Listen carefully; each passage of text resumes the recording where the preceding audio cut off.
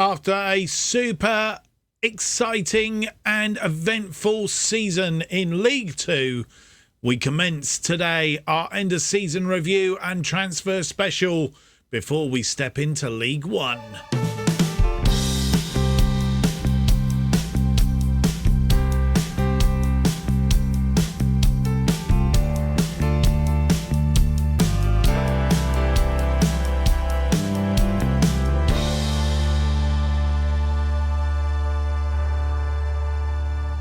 Hello and welcome to episode 48. Yes, 48 of our series To Be a Legend. My name's Mark, and on today's episode we have for you the end of season review and the transfer special. Albeit we are going to struggle a little bit. Oh, sorry, I'm just nearly knocked my phone off of the the top here. We are going to struggle finance wise because I will show you.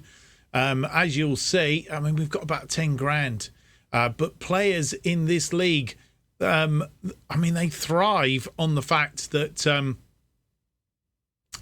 that they want big wages. We're in League 1 now, and they're going to demand those higher wages. So I think we could struggle a little bit. I just got this really bad feeling about oh dear, I've got a bad feeling about it, and we'll see how it all materializes as it comes out. Right, what we're going to do then first is we're going to have a look at the end of season review. We will then come back and have a look at like we usually do, a deep dive on the tables and break down how we won the promotion from League 2 to League 1, and we'll then start to have a look at where we need to bring players in and see what we've got available that can come in and do a job for us next season in League 1. As I say, the budget's a little bit wonky. A scouting budget of 40 grand, a wage budget of 35. It's about 10,000 more than what we've got currently. And we've got a deficit in the transfer budget, so we're going to have to write that at some point as well. Right, without any more to do then, let's get on and have a look at the end of season review. And so here we are with our season review, and we're looking at what's gone on throughout the season. And we start, as always, with new arrivals, and we've gone too far already. There we go, new arrivals. I'm having all sorts of problems with it today. Right, incomings then. Therese Omotoy was the top player coming in, the star player. 38 appearances, 17 from the bench, 37 goals in those 38 appearances, nearly one goal a game, and 13 assists. So actually, he contributed 50 goals throughout the season in a 7.25 average rating. Louis Walker didn't really start particularly well, but and he was a bit mediocre in and out. But he did actually get there in the end. And 23 appearances, 10 from the bench, 14 goals, 1 assist. He contributed 15 goals, a 7.02 for Louis Walker. And then the rest, Carl McDonald, a 6.98, making 40 appearances. Callum Scanlon came from Liverpool. He made 30 appearances, 10 from the bench, 6 assists, a 6.97. And then Andy Smith in defence, 23 appearances, 6.97. In fact, Zach Viner came from Bristol City, 36 appearances, 12 from the bench.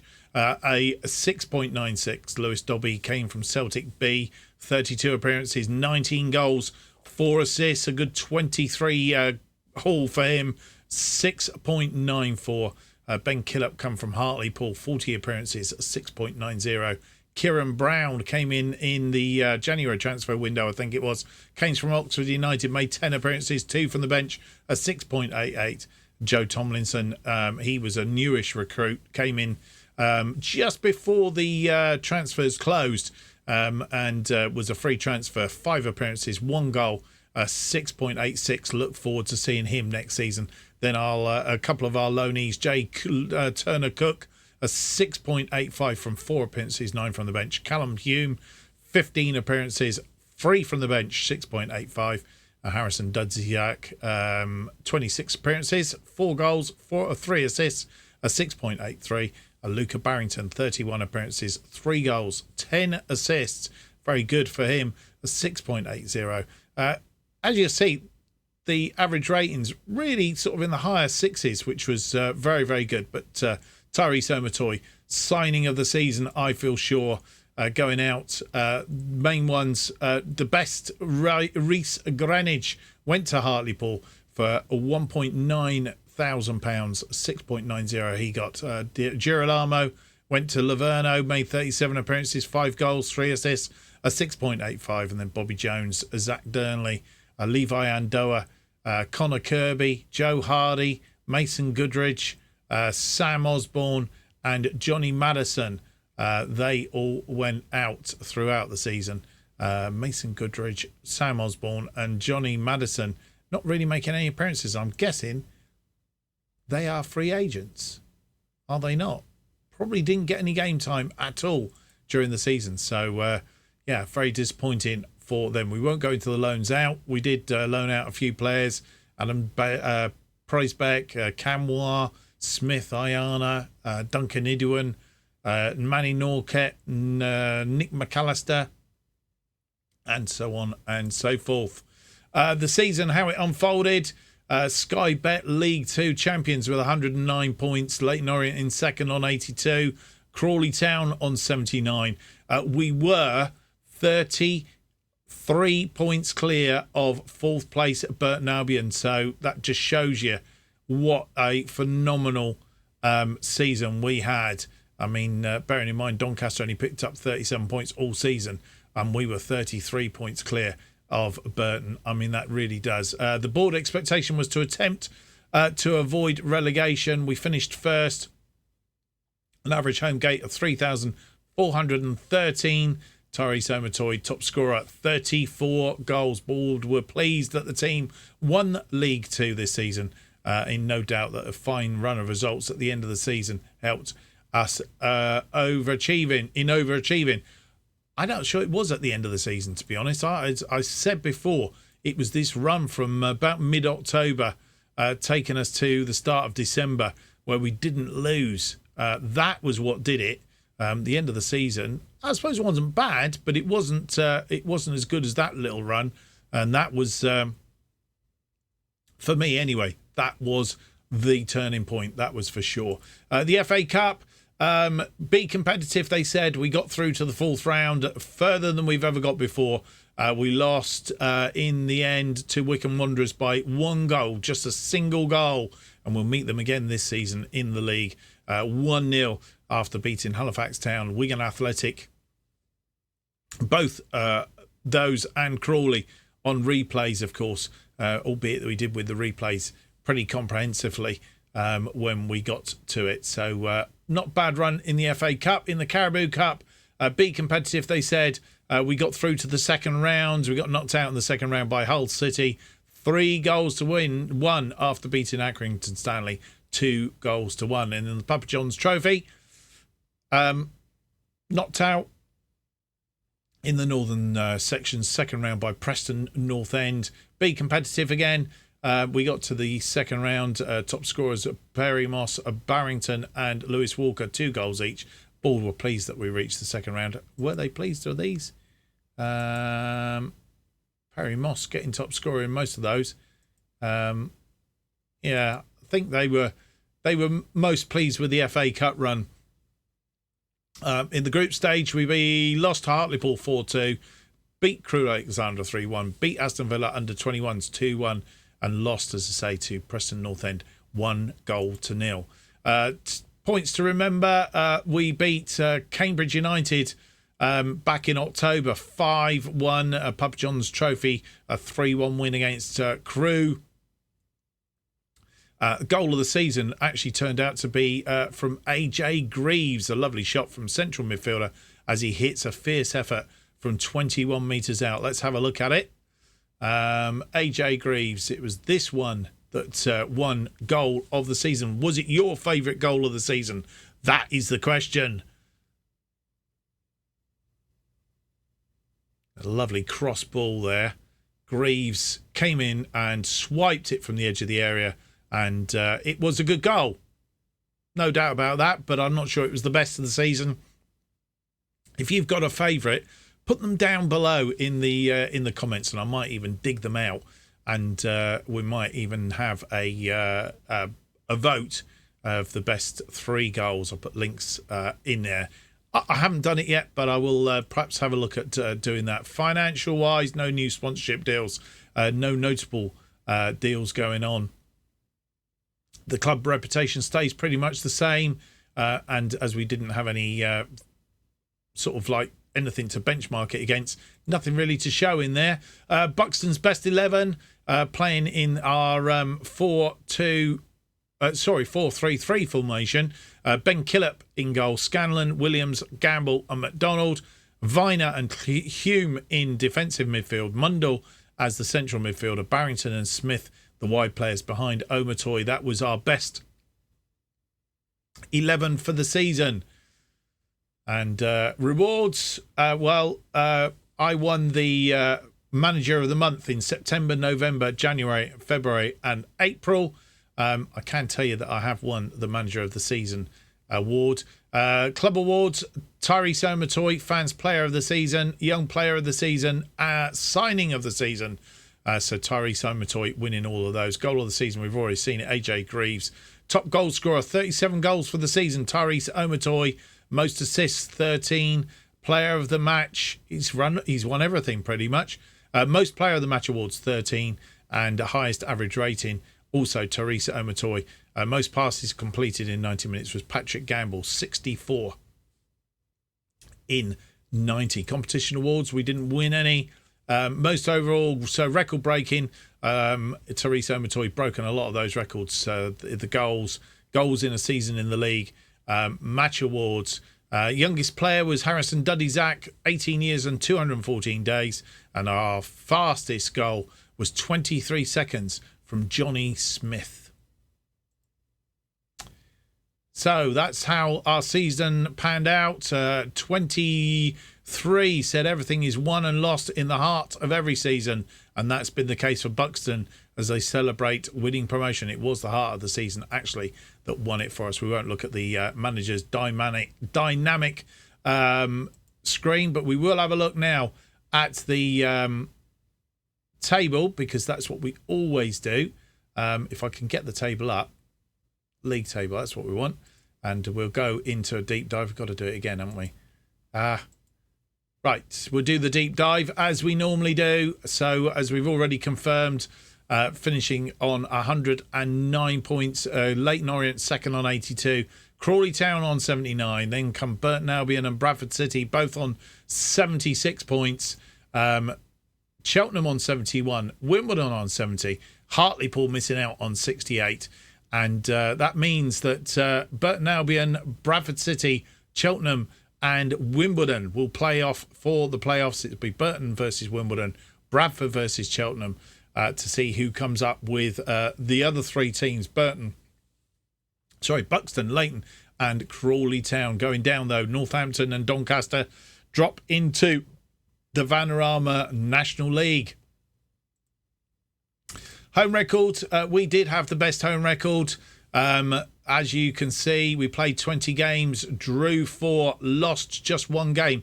1 game at home, that was a 1-0 loss to Swindon Town. 60 goals for, only 17 against. Not the best defence at home. Best defence at home was Leyton Orient, but it was a goal difference of 43, so we slugged that away pretty well.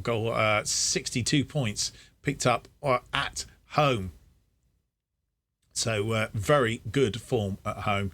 And as you'll see, Burton Albion was second best, Leyton Orient third, Cheltenham fourth, Bradford fifth, and Rochdale sixth in the home run. In the home form, away from home, we were also very, very good. Lost 4 games away from home all season, 14 won, 5 drawn, 4 lost, 42 goals for, 22 against. It's a goal difference of 20 and it was 47 points we had on the road. And again, Leyton Orient having the best record, defensive record anyway. 18 goals they conceded, so they definitely had the best defensive record this season, finishing second, Crawley Town third, Bradford City fourth, Hartlepool fifth, Burton Albion sixth, as it comes down. So as you'll see, our form at home, our last 5 games at home, we drew 1, lost 2, and won 2 in our home form. In our away form. Our home form, we won 5 straight at home on the run-in. The first half of the season, we were top, 57 points, pulling away from Leyton Orient. Even at that point, we were 13 points clear of them by the halfway stage. 54 goals for, 19 against. And actually the most frugal defence in the first half was Hartlepool and Burton Albion, the untroubled Burton Albion. So they couldn't score goals. Didn't leak so many, but they couldn't score goals, which is what's the same pretty much for Hartlepool, which is what caused them the most problems in the first half of the stage. And Wimbledon having a good first half, as you'll see. Crewe, Bradford, Rochdale, Doncaster and Colchester not having such a good start to the season. And Northampton were clear at that point, but ended up dropping in. I'm guessing they had a very poor second half. They did, as you will see, and dropped into there. Doncaster having a better second half, but still not enough to pull them clear. Not such a good second half. Still better than Burton Albion, but Leyton Orient dropping away there. As you'll see, they dropped down into fifth place. So they were 5th best, and that's how they dropped away. Managing to get promoted, of course, in the end, though, which was very, very good. And the most frugal defences in the second half of the season. Burton Albion being one of them, but they did score more goals in that second half, which pulled them up the table, finishing 4th overall in that, just missing out on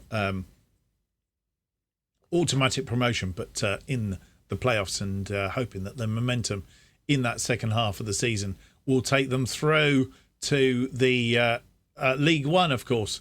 We've looked at the combined. There it is.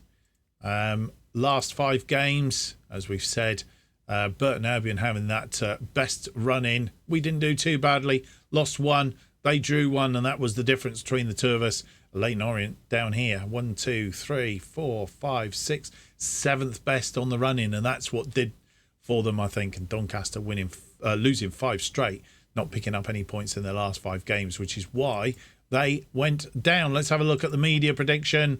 They had us going down. Going down? No, they didn't. They had us finishing in 19th place. They expected Burton Albion to win it. Burton Albion finishing 4th, of course. Leyton Orient 3rd. Crawley 4th. And expected Crewe to finish 2nd, who finished actually 10th in the end. The expected teams going down were Solihull Moors and Hartlepool. Hartlepool survived dramatically. Solihull Moors just managed to survive. It was Northampton who expected to finish 16th, and Doncaster expected to finish 21st. That actually dropped in the end. So that is how the league panned out for us. We quite happy with that, I think, as we did. And all in all, it was a very, very good season for us. And I don't think we did too badly at all. Going back to this, I know we did talk about why we seem to have some big gaps in here, and I fathomed it out in the end. And what it comes down to is that we were ground sharing with Stockport, weren't we? Stockport, we were loaning Stockport's ground out, and what it would have meant is on those dates, I presume Stockport were playing at home, which is why we couldn't play at Edgeley Park. They got priority, which is why we ended up with those gaps, and pushed us down into May before we could finish up the season. Anyway, let's have a look at the squad, because we do, as you'll see, we've already started to bring in some trialists. What I actually want to do is squad planner, and if we go to best 11, the sort of areas that we want to cover, I think, are pretty much all over the pitch. Ben Killip out. We don't know how long he's going to be out for. We do probably need another goalkeeper, somebody that's of a 3-star ilk. Defensive wise, I think we're reasonably okay. Possibly, look, it's not an essential for us. Daniel Pike, we're on, let's just switch to sort of, I'm not sure which formation we'll do. Just bear with me a second. Right, I've sorted that out now. I realised that I didn't have the 4-2-4 in. So, yeah, as it stands then, that's how we look. We need a right wing back, I think. Daniel Pike apparently is the best, and he's probably not doing it. We central midfield, we're not too bad. Could probably do with one other player there. We definitely need somebody on the left side, because Johnny Smith prefers to play on the right. Luca Barrington going back after his loan, so we don't have anybody right. Johnny Smith will play on the right.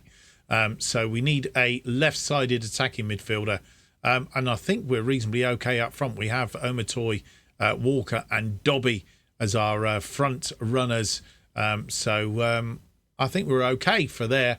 The only other thing that we may do, I think if we were to go to this formation, we would possibly need another attacking playmaker. So that's another area. Somebody that can play in midfield, but if we were to deploy this formation, could play in there as well. So I think that's pretty much what we're looking for. So goalkeeper possibly, possibly another defender. Certainly a right-sided wing-back, central midfield possibly, and a left-sided attacking midfielder, and a central attacking midfielder as well there. So they're the areas that we need to be looking for in the transfers. It's 24th of May. We're going to jump forward to the 1st of July and see what's going on. And we come back just before the 1st of July, 28th of June. We have the new schedule out. The fixture list has dropped. And we start the season with Peterborough on the 10th of August. Peterborough on the 10th of August. And then we have a Caribou Cup first round game, as yet the draw to be made. And then we have a League One game against Wigan away from home. So we're at home to start the season, which is rather splendid. And then we meet Leighton Orient again, Port Vale and Morecambe. Christmas time, Boxing Day, we meet Forest Green away from home. That's a bit of a long trip on Boxing Day. No New Year's Day game in this particular season. There's a game on the 28th of December and one on the 3rd of, I'm guessing it's probably because Stockport may well be playing home on the 1st, and the fixture list wouldn't have panned out particularly well for us. Right, the main premise for this is, of course, is transfers. As you'll see, there is some activity going on. But as yet, we'll just double-check nobody else. Andrew Thomas was the last in. PrizeBet was the last going out on loan. So no activity as yet in the transfer window. As you'll see, it's still pretty much locked in there. Wages-wise, so nothing really going on. I think what we're going to do next is we're going to have that draw. We're going to have a draw for the Caribou Cup first round, and let's go and have a look and see who we are going to play.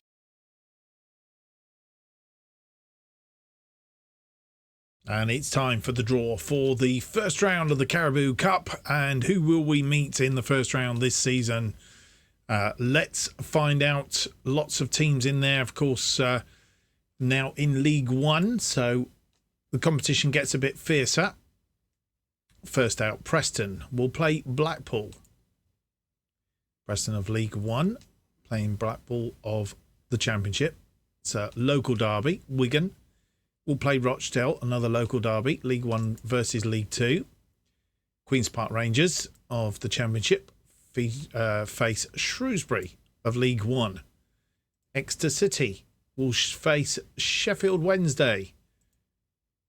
Reading will face Burton Albion. Cardiff City face Cambridge United. Barnsley face Tranmere. Derby, one of our League One colleagues, will face Huddersfield of the Championship. Harrogate Town of League Two face Stockport, also of League Two, and all League Two tie there. Bolton of League One facing Crewe of League Two. Sunderland will face Hartlepool. Sunderland of the Championship facing Hartlepool of League Two. Not sure if Sunderland have just come back down, actually, out of the Premier League. Millwall, they will face Sutton United. Morecambe will face Birmingham. Swindon Town of League Two face Southend, also of League Two. Hull City, Championship, face Stoke of the Championship. Port Vale, League One, face West Brom of the Championship. Forest Green will play Cheltenham. Norwich will face Accrington Stanley. Milton Keynes Dons, Accrington Stanley being relegated, I think, this season into League Two. Milton Keynes Dons will play Luton Town. Salford will play Rotherham, an all League One tie there. Woking playing Leyton Orient. Coventry will face AFC Wimbledon. Still in the pot, not yet come out. Lincoln City will play Fleetwood.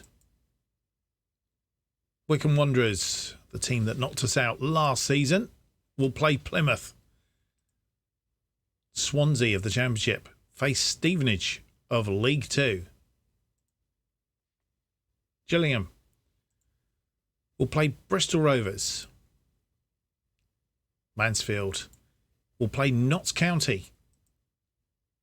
Watford of the Championship face Crawley Town of League One. Colchester will play Portsmouth. Ipswich Town will play Charlton, an all League One tie that. Nottingham Forest will play Bradford City. We're down to the last 8. We're still in the pot. And teams are in there, and that's my feeling we're going to end up playing Bristol City, the side that I support in real life. Still in the pot then, Carlisle, Chesterfield, Peterborough, Solihull Moors, Sheffield United and Oxford United. Peterborough, they're out, the team that we will meet on the first day of the season. They will play Solihull Moors. Chesterfield will play Carlisle. So still in the pot, still on the cards. A match against Bristol City, Oxford United and Sheffield United, the two championship sides in the draw. Sheffield United are first out. They will play Buxton. It's not going to be a Bristol City tie. Bristol City playing Oxford United. Local rivals, really. But we've got Sheffield United away at Bramall Lane. And just confirmation of that Bristol City Oxford United tie. We've seen the whole draw. And I'll hand you back to Mark to have a look and see how that affects the schedule. Well, that's altered things slightly. We've gone to the 1st of July and it has altered things. The start of the season is changed slightly. Sheffield United then in the Caribou Cup first round. But our opening game of the season, which was due on the 10th of August, has now dropped down to the 19th of August. Guessing also it might be something to do with Stockport, I'm not sure.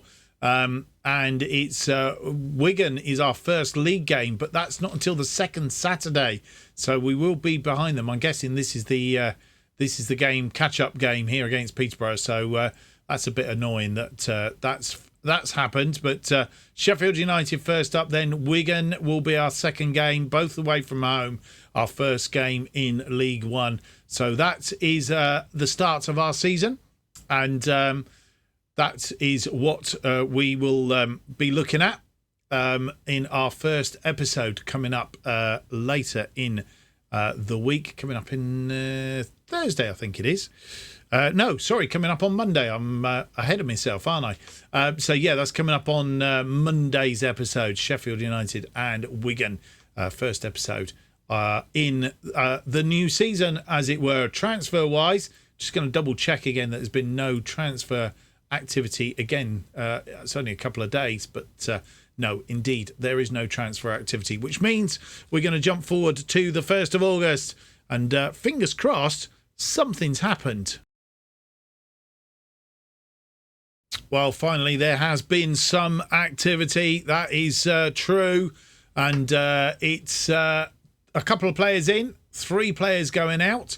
Nick McAllister has gone to Partick Thistle. I think he had that one already lined up, went on the 1st of July for free. Nick McAllister, saying goodbye to him.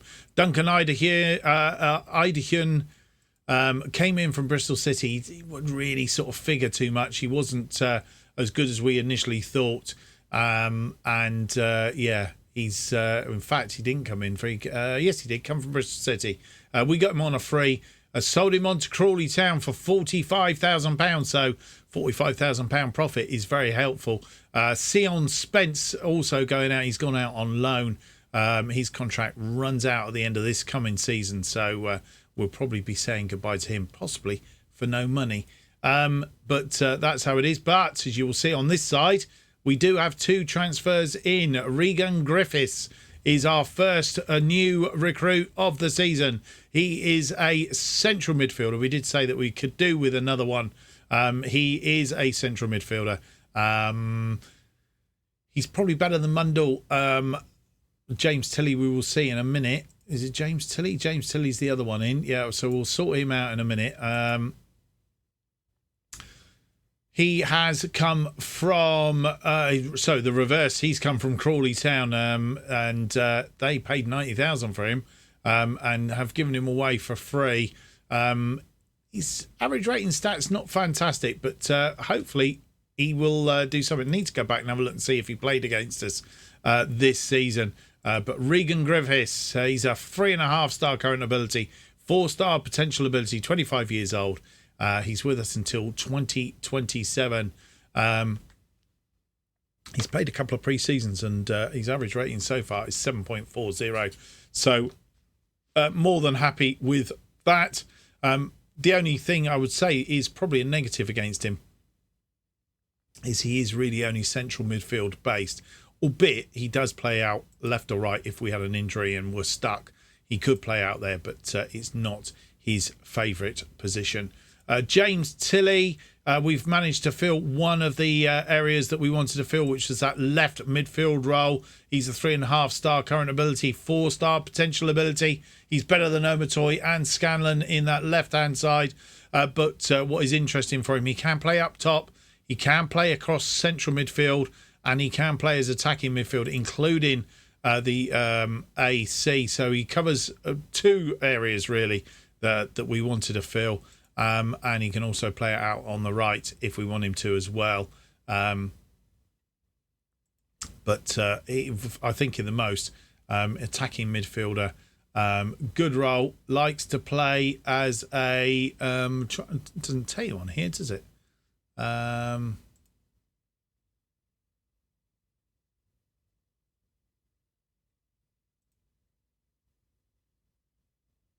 I'm sure it told you somewhere on this screen. I'm being a bit dim, I think. Maybe it was because I don't know. Anyway, he will do a job, I think, for us in that wide role on the left. So we look forward to James Tilley doing his job. We could definitely do with a couple more. Still need to fill that wing-back role. We've got central midfielder. We've got the wide left. The right wing-back is what we need, and possibly a central defender. Still not brought in that goalie yet either. Ben Killop's on his way back. I think we'll be okay, because we did, the end of last season, we did bring in Andrew Thomas, of course, who is a goalkeeper and is probably as good as, if not slightly better, and potentially got to be better than what we've already got, Ben Killop and Prizebeck. So, yeah, I think we're probably okay in that spot. Right wing back is a definite that we want then, and possibly a central defender. So they're the two areas that we still want to pick up on. As you'll see, pre-season's going reasonably well. 1-0 win against Bradford Park Avenue. James Furlong, who's no longer with us, he got the goal 6 minutes into injury time at the end of that game. It was going to be 0-0. Biggleswade Town got thrashed. Omatoy 2 goals. McCurran, Griffiths, who's our new recruit, got 2 goals. And James Tilley getting 1 in that game as well. Newport County a 4-0 win. Scanlon, Omatoy and Tilley. Tilley getting 2, so you can see Tilley's quite versatile. And Lewis Dobby getting a hat-trick against Stevenage in a 3-1 win in that game. We've got Swindon Town and AJ Azure 2 to play. Swindon Town, who we've not beat so far in this series. 1-0 loss when we met them in League 2 and a 1-1 draw when we met them in League 2. So they've been a bit of a tough side for us to date. We'll go and see if we can beat them. Right, I'm going to come back right on the precipice of the start of the season, see if we can do any more transfers, do a little bit of a preview and a look at the media and see what they reckon we're going to do in League 1 this season. Let's jump then. And here we are on our home screen. You'll see we've got our new kits in for the season. Playing in a stripy affair in blue. We're going to a purple and green for our away kit.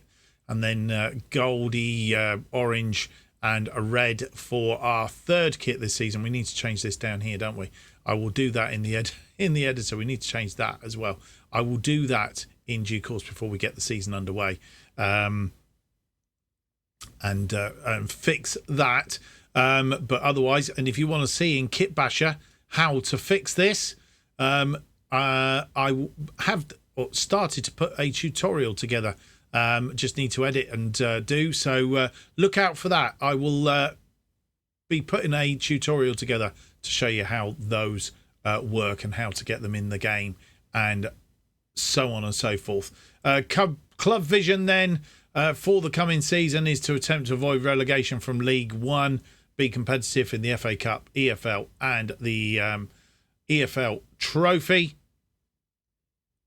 So they're all coming up. And a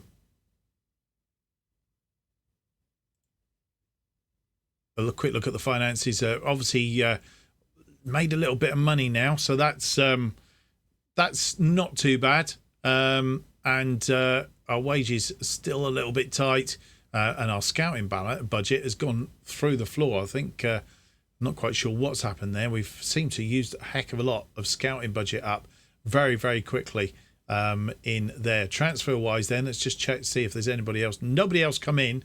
We have lost a couple more players out on loan. Daniel Pike's gone out to Newport County on loan, and AJ Greaves has gone to Gillingham on loan. So that's basically what's happening there. Before we do anything else, there is a draw coming up for the Papa John's Trophy.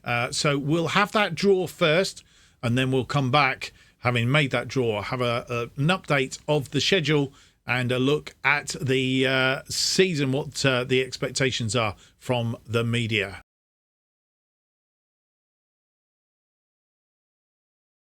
And here we are for the draw for the northern section of the Papa John's Trophy. It is, of course, groups that will come out. 32 teams going into the hat for 8 groups to be drawn. As you'll remember last season, we didn't do very well in this particular competition. Let's see if we can do better this season. Now we're in League 1. The expectations will be a bit higher. I'm sure Future Mark will have a look at when he sees how this feeds into the schedule. I'll have a look and see how we did last season in this competition. And there we go. There are the groups. 8 groups of 4. So, there are seeded groups. Bradford City first out. They're in Group A. Derby are in Group B. Harrogate in Group C. Hartlepool in Group D. Barnsley in Group E. Bolton are in Group F. Carlisle in Group G. And Accrington Stanley in Group H. Crewe will join Bradford. Morecambe will join Derby. Rotherham join Harrogate. So a couple of Yorkshire sides there. Notts County join Hartlepool. Fleetwood join Barnsley. Chesterfield join Bolton. Port Vale join Carlisle. And we're in Group H with Accrington Stanley. And I think we played Accrington Stanley last season. As I say, Future Mark will check that out with you in a short while. Third teams out then. Wigan join Bradford and Crewe. Rochdale, Derby and Morecambe. Tranmere are in with Harrogate and Rotherham. Stockport in with Hartlepool and Notts County. Lincoln City join Barnsley and Fleetwood. Preston join Bolton and Chesterfield. Salford join Carlisle and Port Vale. We will have Mansfield in with us. And it now leaves the under-21 sides of Aston Villa, Burnley, Manchester City, Newcastle, Wolves, Manchester United, Liverpool and Blackburn. Who are we going to get? We get an under-21 side. Newcastle join Bradford, Crewe, Wigan. Blackburn join Derby, Morecambe and Rochdale. Harrogate join Rotherham and Tranmere. Sorry, Liverpool join Harrogate, Rotherham and Tranmere. Manchester United join Hartlepool, Notts County and Stockport. I think we had Manchester City last season. I don't know why I think that. Burnley join Barnsley, Fleetwood and Lincoln. Manchester City are in with Bolton, Chesterfield and Preston.